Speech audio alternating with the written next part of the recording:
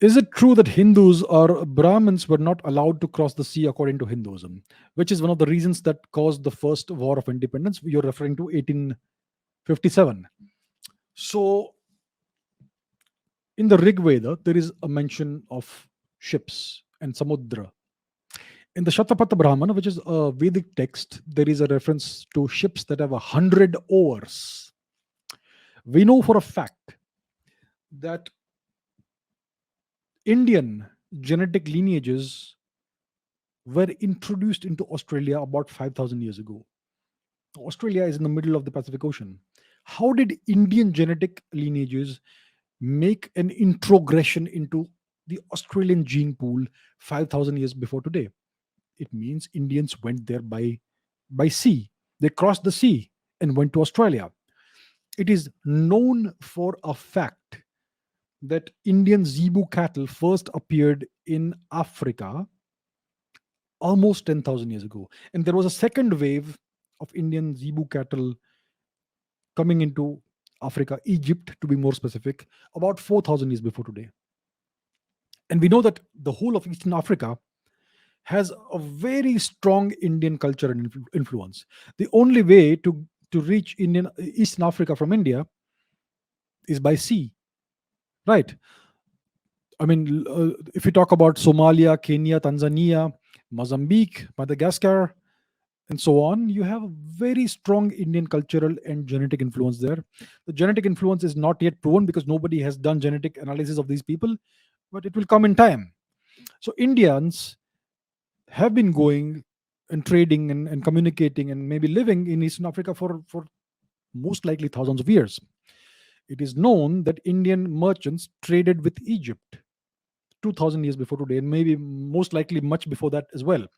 It is also known that Indian traders, wealthy Indian traders, would trade with Rome in Roman ports. They would go there by sea from Indian ports.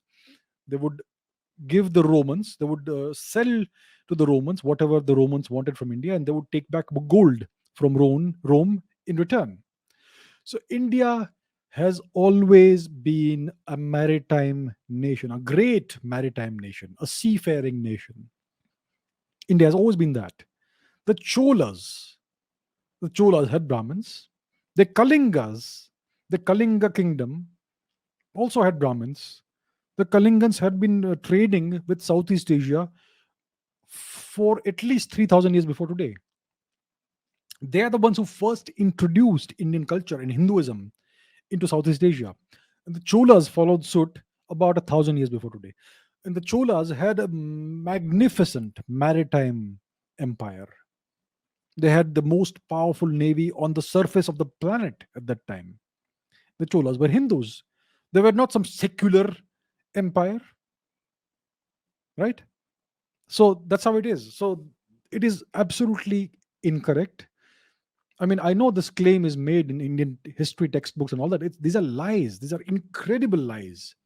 India has always been a maritime and seafaring nation. What possibly happened is this: the past 1,000 years are what I call India's millennium of humiliation. India came under foreign occupation. First, Turkic occupation, and then European occupation.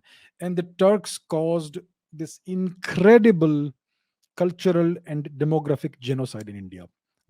Hundreds of millions of Indians died. It's not documented. I'm sure we can figure out the actual numbers, but India's historians are they will not talk about this, right?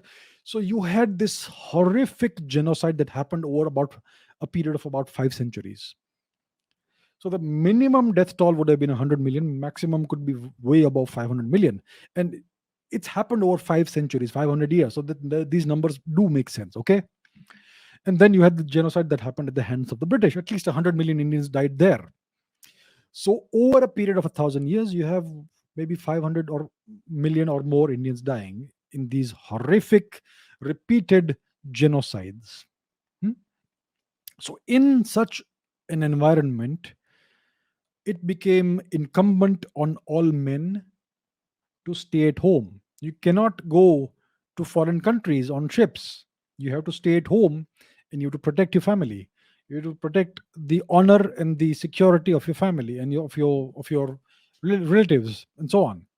So maybe that is why it became considered to be bad for Indians or Hindus to cross the sea and go abroad.